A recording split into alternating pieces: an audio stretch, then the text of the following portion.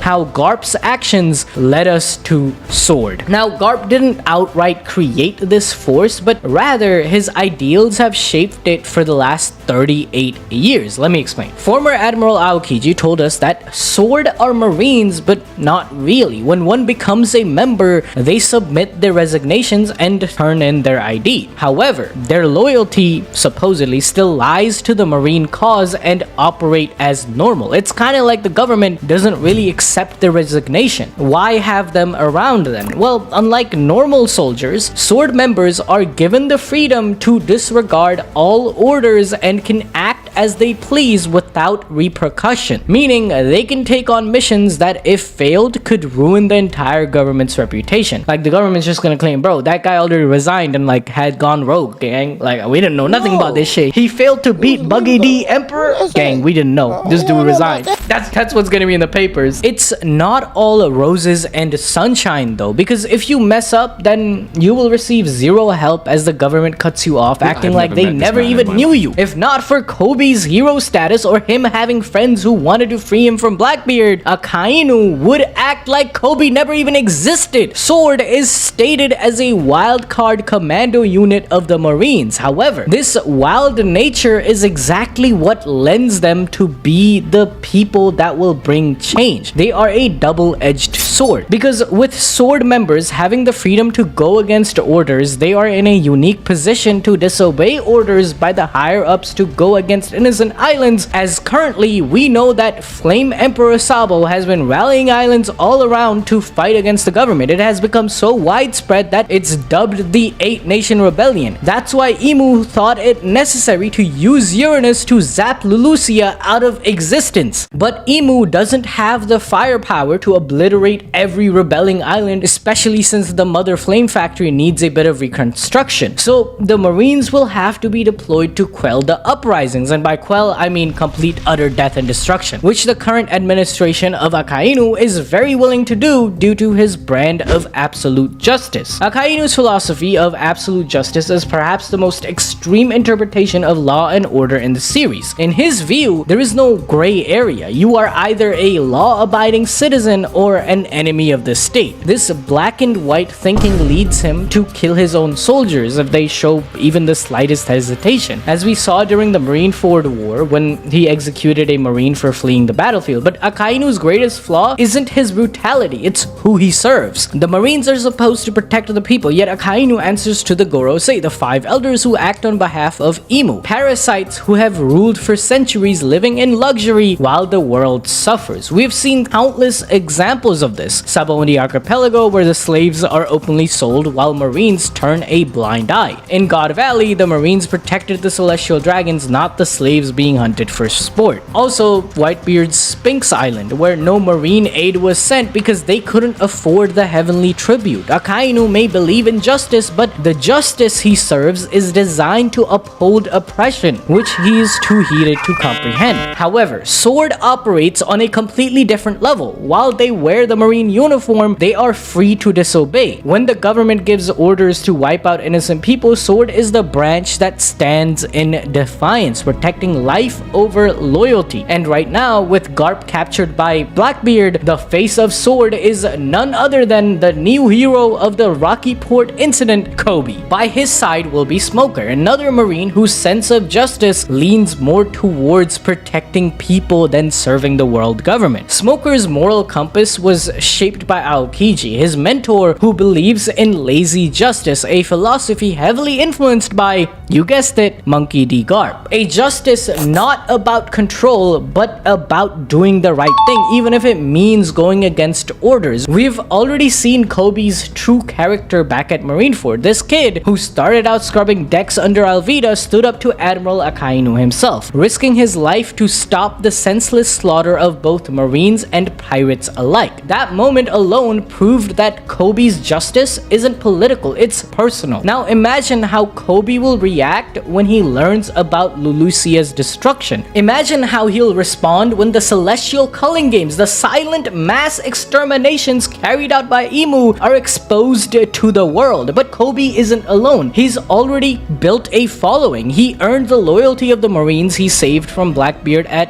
Hachinose. He won the respect and love of his own soldiers after sacrificing himself at Amazon Lily to protect them. His legend as the true hero of the Rocky Port incident has already started spreading through the ranks. The Marines talk, the soldiers talk, and when word spreads that Koby stood against the world government, more will rally behind him, especially those who are loyal to Garp, soldiers who have waited for someone brave enough to finish what Garp has started. This is how it begins, a real Marine civil war, those loyal to the Celestial Dragons against those loyal to the people. Now, I know what some of you are probably thinking. Come on, bruh, even with all these people backing Koby and his new honesty impact, there's no way they can stand up to Akainu, Kizaru, Yokugu, and the full force of the old Marines, right? Like, they even have the God's Knights. Well, you're wrong, because Sword isn't just some rogue squad of small fries. They've got serious firepower backing them. Like, look at their character designs. Do they look like fodders to you? They do not look like fodders. And they've got an admiral on their side too, all fueled by gamer subs, 10% off with code ABD. So let's break it down. First up is Prince Grus, a rear admiral who effortlessly bodied Gotti, a pirate with a 90 million berry bounty like it was a light work. His Gunyu Gunyu no Mi,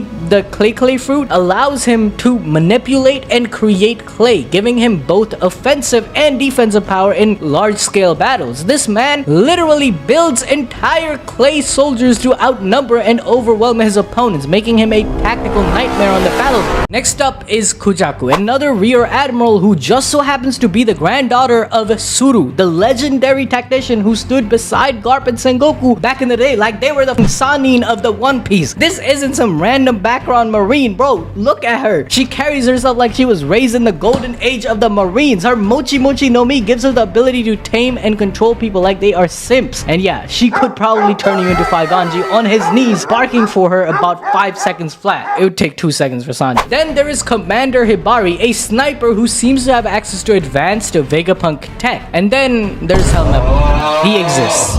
Jokes aside, Helmeppo has grown. He's not the same spoiled brat from Shellstown anymore, okay? He's trained under Garp, climbed the ranks, and while he might not be busting islands like Koby, he's loyal and fearless, ready to back Koby no matter the odds. Now, while Sword has a few officially revealed members, there are others who, while not confirmed, are inevitable allies in this coming Marine Revolution. First, there is Tashigi, who joined Garp on Hachinose to rescue Koby. This already shows her personal connection to Sword's mission, but her true qualifications go deeper than just showing up on the battlefield. Back in Punk Hazard, Tashigi thanked Luffy and Law for saving the giant children, recognizing that not all pirates are evil. She even snapped at her own subordinates when they mocked the pirates who saved those kids. They were joking, but she thought it was legit. That moment proved that Tashigi understands what many Marines refuse to see. Justice isn't tied to a title, it's tied to action. And if they succeed, the world of One Piece will finally be free. Just like you'll be free after watching the peak Monkey That Beat Dragon video on screen right now. And buy some gamer subs. Code ABD, 10% off.